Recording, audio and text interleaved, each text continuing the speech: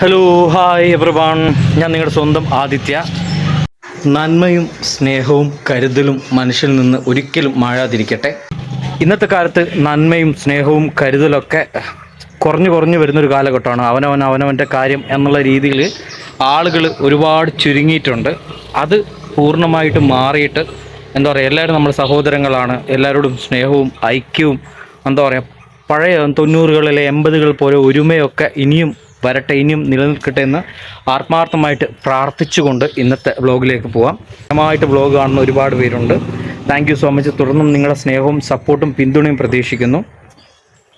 പണ്ട് കാലത്തൊക്കെ എല്ലാവരെയും മതവും ജാതിയും വർഗമോ നിറമോ ഒന്നും നോക്കാതെ ഒരുപോലെ സ്നേഹിച്ചിട്ടുള്ള ആൾക്കാരായിരുന്നു.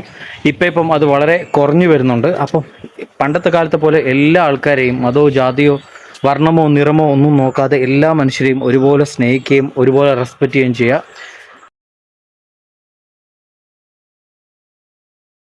രാവിലെ ജോലിക്ക് പോകുന്നതിനിടയ്ക്ക് പലപ്പോഴും ഈ ഒരു കട കാണാറുണ്ട്. ഇതൊരു പാവപ്പെട്ടൊരു ചേട്ടൻ നടത്തുന്ന കടയാണ്, ഒരു അങ്കിൾ നടത്തുന്ന കടയാണ്. അപ്പോൾ എന്താ പറയുക, ചെറിയ ഒരു 2 ഷീറ്റും മറിച്ച് കുഞ്ഞൊരു കട. അപ്പം ഞാൻ പലപ്പോഴും ചായ കുടിക്കാനൊക്കെ പോകുന്ന സമയത്ത്, ഞാൻ സ്വന്തമായിട്ട് പോകുന്ന സമയത്ത് കൂട്ടുകാരോട് പോകുമ്പോൾ അവൻ മേടിച്ചിരുമ്പോൾ ഞാൻ അങ്ങോട്ട് കയറാറ്, അവൻ എവിടെയാണ് കയറുന്നത് അവിടെയാണ് കയറാറ്. അല്ലാതെ ഞാൻ സ്വന്തമായിട്ട് പോകുമ്പോൾ ഇത്തരത്തിലുള്ള ചെറിയ കടകളിലാണ് ഞാൻ ചായ കുടിക്കാൻ കയറാറ്. അതിന് മറ്റൊരു കാരണമുണ്ട്.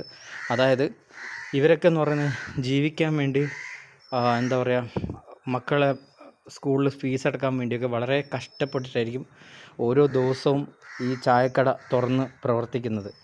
അപ്പോൾ വളരെ കഷ്ടപ്പെടുന്ന ആൾക്കാർക്ക് എൻ്റെ കാശ് അവർക്ക് ഉപകരിക്കണം എന്നാണ് ഞാൻ പലപ്പോഴും വിചാരിക്കാറ്. എനിക്കവിടെ ജാതിയോ മതമോ അങ്ങനെ ഒന്നുമില്ല. ആരാണ് പാവപ്പെട്ടവർ, ആരാണ് വളരെ കഷ്ടപ്പെട്ട് ജീവിക്കുന്നവർ, അവർ ചായക്കട നടത്തുന്നവർ, അല്ലെങ്കിൽ ഒരു ചെറിയൊരു കട നടത്തുന്നവർ, അത്തരത്തിലുള്ളടത്ത് പോയിട്ടാണ് ഞാൻ പൊതുവേ ചായ കുടിക്കാറും എന്തെങ്കിലും പലഹാരമൊക്കെ ഉണ്ടെങ്കിൽ അത് മേടിക്കാറും. അല്ലാതെ വലിയ കടകളിൽ ഞാൻ സ്വന്തമായിട്ട് പോകുമ്പോൾ ഞാൻ പോകാറില്ല. കാരണം അവർക്ക് ഓൾറെഡി കാശുണ്ട്, മറ്റു കാര്യങ്ങളെല്ലാം ഉണ്ട്. പക്ഷേ ഈ പാവപ്പെട്ട കടക്കാർ ചിലപ്പോൾ മക്കളെ പഠിപ്പിക്കേണ്ടിയിട്ടായിരിക്കാം, അല്ല വീട്ടിൽ മക്കൾ നോക്കാതെ പ്രായം ചെന്നിട്ട് വേറെ മാർഗ്ഗമില്ലാതെ ചായക്കട തുടങ്ങുന്നവരായിരിക്കാം.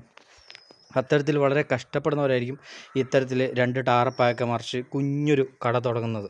അതവർക്കൊന്ന് ജീവിതത്തിൽ വലിയ സമ്പാദ്യം ഉണ്ടാക്കാൻ വേണ്ടിയിട്ടൊന്നും ആയിരിക്കത്തില്ല. അവർക്ക് അന്നന്നത്തെ കാര്യം എങ്ങനെയൊക്കെയോ നടക്കാൻ വേണ്ടിയിട്ടായിരിക്കും.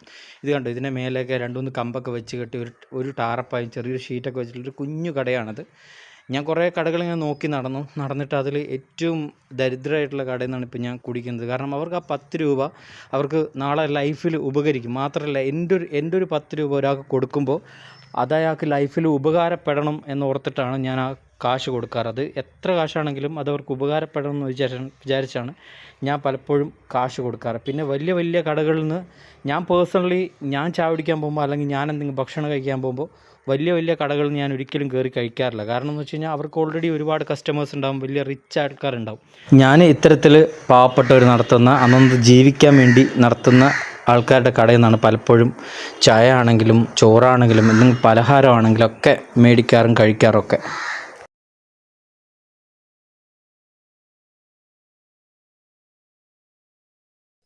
അപ്പോൾ ഇന്നേക്ക് ഇത്രയേ ഉള്ളൂ. വീഡിയോ ഷെയർ ചെയ്യണം, ലൈക്ക് ചെയ്യണം, ഷെയർ ചെയ്യണം, സബ്സ്ക്രൈബ് ചെയ്യണം, സപ്പോർട്ട് ചെയ്യണം. അപ്പം അടുത്ത വിശേഷങ്ങൾ കാണുന്നവരെ എല്ലാവർക്കും ലവ് യു, ടാറ്റ, ബൈ. അപ്പം വീഡിയോ നിങ്ങൾക്ക് എല്ലാവർക്കും ഇഷ്ടമായിട്ടുണ്ടെങ്കിൽ ലൈക്ക് ചെയ്യുക, കമൻറ്റ് ചെയ്യുക, സപ്പോർട്ട് ചെയ്യുക. നിങ്ങളെല്ലാവരും സപ്പോർട്ട് ചെയ്യുമെന്ന് പ്രതീക്ഷയോടാണ് ഓരോ വ്ളോഗും ചെയ്യുന്നത്. അപ്പോൾ നിങ്ങളെല്ലാവരും സപ്പോർട്ട് ചെയ്യുക. അടുത്ത വീഡിയോ കാണുന്ന എല്ലാവർക്കും ലവ് യു, ടാറ്റ, ബൈ.